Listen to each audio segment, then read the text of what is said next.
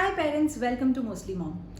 आपने टाइटल में तो पढ़ ही लिया होगा कि आज की वीडियो किस बारे में है। हम बात करने वाले हैं ऐसी 10 मिथ्स के बारे में जो न्यूबॉर्न से अटैच्ड है। जनरली मैंने देखा है इंडियन हाउस होल्ड्स में जब भी बेबीज बॉर्न होते हैं सो दे कम विद अ कम्बर्सम रिस्पॉन्सिबिलिटी कि उनको शहद चटाना है, उनको दूध पिलाना है, उनको नहलाना नहीं है, उनको पुराने कपड़े पहनाने हैं and what not. So I am gonna share almost 10 myths that are attached to the newborn babies specially in India. I am a mother of 2 boys, 7 year old and 2 year old, और मैं अपने experiences से आपके साथ share करना चाहती हूँ कि ये मिथ्स हैं या रियलिटी और उनके पीछे का सच क्या है। सो आई होप कि इस वीडियो के बाद आप इन मिथ्स का सच जान पाएंगे और आप खुद डिसाइड करेंगे कि ये मिथ्स हैं या रियलिटी है। So without any ado let's quickly dive into the video. The first point two start with is पुराने कपड़े।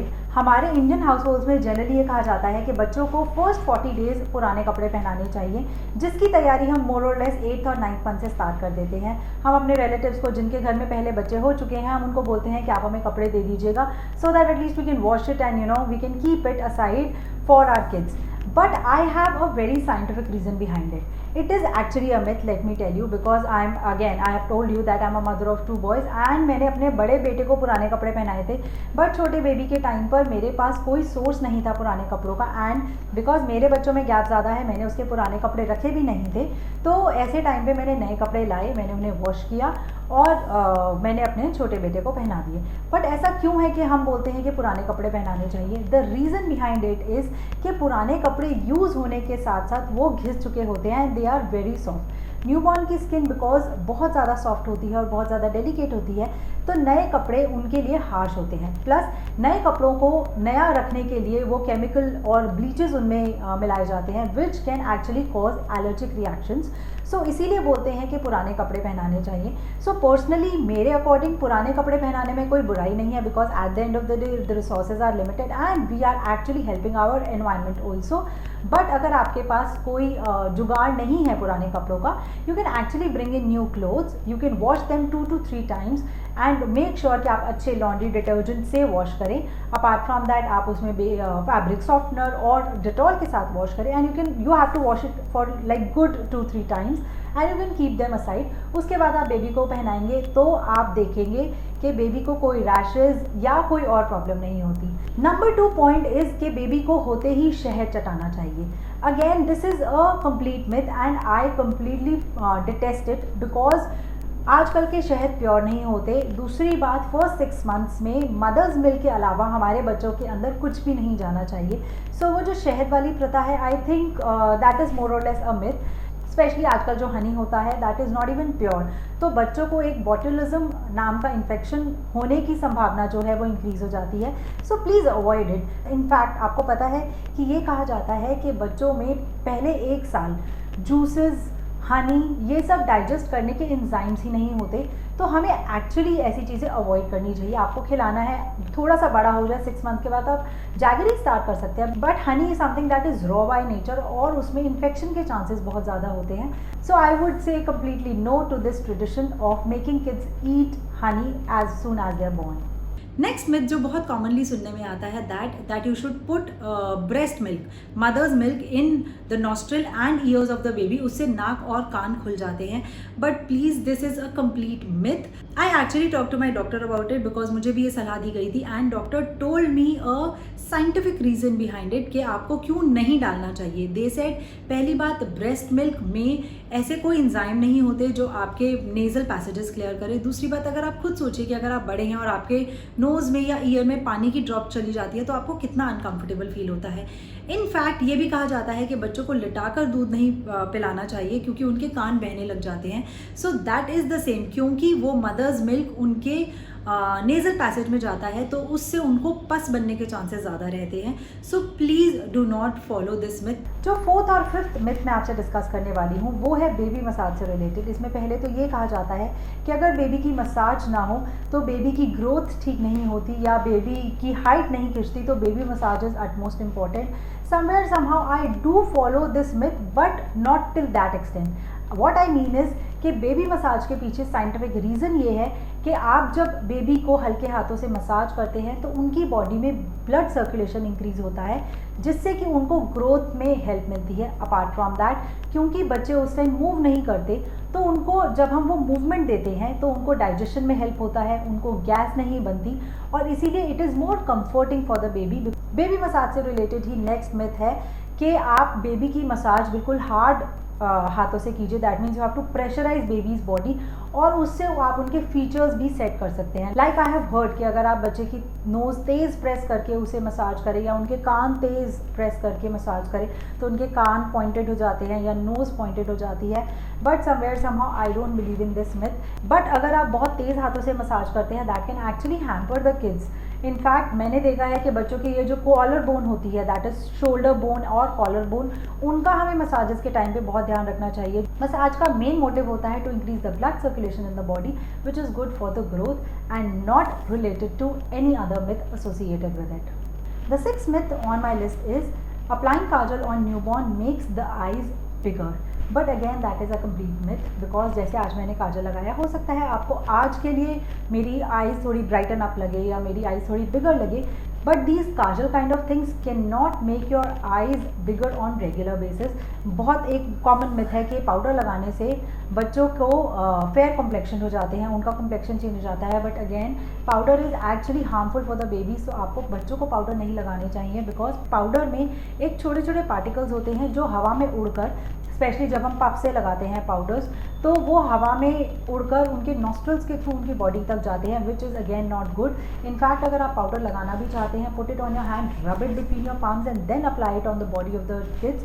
Please know that powder and kajal are cosmetics and you have to make sure that you use for the limited time and limited quantity. Seventh myth that is attached to our newborns is कि उनको अगर बहुत ज़्यादा hard तरीके से स्वॉडल किया जाए, मतलब उनको एक कपड़े में लपेट दिया जाए तो उनकी ग्रोथ अच्छी होती है। बट नहीं, ऐसा कुछ नहीं है। इनफैक्ट मैं आपको इसके पीछे एक साइंटिफिक रीज़न बताना चाहती हूँ that yes, doctors ask us to swaddle the babies just because they have come out of the womb, और उनको उस वूम में छोटी सी जगह में रहने की आदत होती है, but they have come in the world for a reason. और अगर हम बहुत ज़्यादा उनको हार्ड अब स्वॉडल करेंगे तो एक ही बेनिफिट होता है कि उनको उठाने में ईजी होता है, but they feel really uncomfortable, उनका ब्लड सर्कुलेशन रुकता है। आप उनको स्वॉडल करेंगे तो उनको नींद भी अच्छी आएगी, आपको उठाने में भी आसान रहेंगे और वो सोएंगे भी लंबा। बट बहुत ज़्यादा तेज़ बांधना is a complete myth. The next myth that is associated with newborn is about the genital areas. That means कि उनकी चेस्ट प्रेस करनी चाहिए बेबीज़ की, जिससे कि उनकी चेस्ट फूलती नहीं है या सीना चौड़ा होता है। मैंने अपने डॉक्टर से इस बारे में बात करी थी और उन्होंने मुझे बताया कि अगर आप किसी भी बॉडी पार्ट को एक्सेसिव प्रेस करते हैं तो उसमें पस पड़ने के चांसेस ज़्यादा होते हैं, स्पेशली पार्ट्स लाइक चेस्ट और नेवल और any other private parts. In fact private parts boys के लिए ये बोला जाता है कि अगर आप उसको पुल करेंगे, वहाँ की स्किन पुल करेंगे तो वो खुल जाता है, but again that is a complete myth. Last 2 myths on my list are attached to the baby food. That means आपने देखा होगा जनरली जून जुलाई का महीना होता है जो इंडिया में, वो बहुत गर्म होता है, और आपने अपने घर में एल्डर से सुना होगा, वो बोलेंगे कि आप छोटा बेबी है घर में, उसे पानी पिला दीजिए। तो according to me and according to science it is not the right thing to do, and trust me, मैंने ये ट्राई किया है because my kids were on mother's milk and I used to pump it out in a bottle. तो जब मैं वो bottle थोड़ी देर के लिए भी रखती थी, so I used to see that milk was almost like 1/3 of the total capacity and 2/3 was water. So doctors when they say that babies do not need extra water, that is correct because जो baby को हम दूध पिला रहे हैं उसमें already पानी की क्वांटिटी पूरी है। इनफैक्ट आपने फॉर्मूला मिल्क में भी देखा है कि हम उसमें पानी की मात्रा पूरी रखते हैं और दूध की मात्रा भी उतनी ही रखते हैं। तो दैट मीन्स कि उनकी बेबीज़ की जो रिक्वायरमेंट है पानी की, वो उनके दूध से कंप्लीट हो रही है। तो उन्हें ऊपर का पानी पिलाने का मतलब है कि उनकी भूख को दबा देना। दैट मीन्स क्योंकि उनका टमी और डाइजेस्टिव सिस्टम छोटा सा होता है और वो अभी बहुत ज़्यादा डेवलप भी नहीं होता, तो जब वो रोते हैं और अगर हम उन्हें पानी पिला दें गर्मी में, दैट मीन्स उनको लगता है कि उन्होंने वो पी लिया और वो वाला जो न्यूट्रिशन टाइम होता है वो उनका चला जाता है, उनका पेट उस थोड़े से पानी से भर जाता है। तो आपको करना क्या है कि आपको उनको एक्स्ट्रा पानी नहीं पिलाना। इनफैक्ट अगर गर्मियाँ हों तो आप ये ज़रूर कर सकते हैं कि आप जल्दी जल्दी उनको फीडिंग कराएं, चाहे फॉर्मूला मिल्क हो चाहे ब्रेस्ट मिल्क हो, आप थोड़ी देर में उनको कराएं सो दैट उनको पानी की अगर प्यास है भी तो वो उस मिल्क से कंप्लीट हो जाएगी। And the last myth that I have to say is कि अगर बच्चा वीक है तो उसे फॉर्मूला मिल्क पे डाल दो, वो हट्टा कट्टा हो जाएगा। And to an extent I have also seen the same. My elder one was a weak child और वो आज तक भी अंडर वेट है. एंड मुझे सब बोलते थे कि आप इसे फॉर्मूला मिल्क दो और ये थोड़ा फूल जाएगा. But guys I have done my research on that. ये बात मैंने मान ली कि फॉर्मूला मिल्क थोड़ा हैवी होता है और उससे बच्चा फूलता भी है, but that is for the time being. What I want to say is कि बच्चा ना तो उसको स्वेलिंग आती है उससे, बस बच्चे में एक ब्लोटिंग काइंड ऑफ आ जाती है विद एक्सेसिव फॉर्मूला मिल्क. तो ऐसा नहीं है कि आपको फॉर्मूला मिल्क की तरफ शिफ्ट करना है. You have to leave the breast milk. In fact breast milk according to the science is the most nutritious food that we can actually give to our kids. So अगर आप ये सोचते हैं कि मेरे ब्रेस्ट मिल्क से baby का पेट नहीं भर रहा या वो मोटा नहीं हो रहा, तो ऐसा कुछ नहीं है. It completely depends on the body type of your baby. Because as I told, मैंने सब कुछ करके देखा, बट मेरा जो बड़ा बेटा है he is still underweight and he is still lean just because उसका बॉडी टाइप ऐसा है. So make sure that you do not give yourself up to the formula milk. If you're a breastfeeding mother, nothing like that. Just go ahead and give as much breast milk as you can. And just in case you are feeding your child the formula milk, make sure that you keep up to the quantity of it. Just do not follow the myth that giving excessive formula milk will actually bloat my child up. Why to get the child bloated when we can keep them healthy, isn't it? So guys, I hope मैंने इस video में आपकी सारी myths का जवाब दिया है कि क्या चीज़ मैं फॉलो करती हूँ, क्या चीज़ मैं नहीं फॉलो करती, क्यों मैं पुराने कपड़े पहनाने में विश्वास रखती हूँ और क्यों मैं काजल लगाने में विश्वास नहीं रखती. So I hope I have given almost all the answers to your queries. Just in case आपके दिमाग में भी कोई और मिथ है that you want to tell me, please leave a comment below and at least share this video with other mothers जो भी इन myths में बिलीव करती हैं, और आप उनसे डिस्कस कीजिए. Because any which ways it is nice to share your experiences with other mothers, so it helps in the parenting journey like I am doing on this channel, because on this channel I share my parenting experiences with you to help in the parenting journey of yours. Please take a moment to subscribe my channel and hit that notification bell icon just in case you like the content I provide. Make sure you follow all my videos including my pregnancy series. I've just completed it and you will get to know what exactly the pregnant ladies should follow and what exactly they should not follow.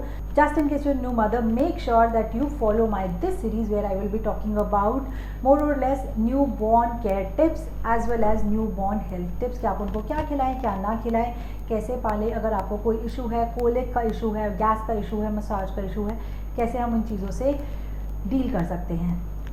So till then, stay safe, stay subscribe. Bye bye.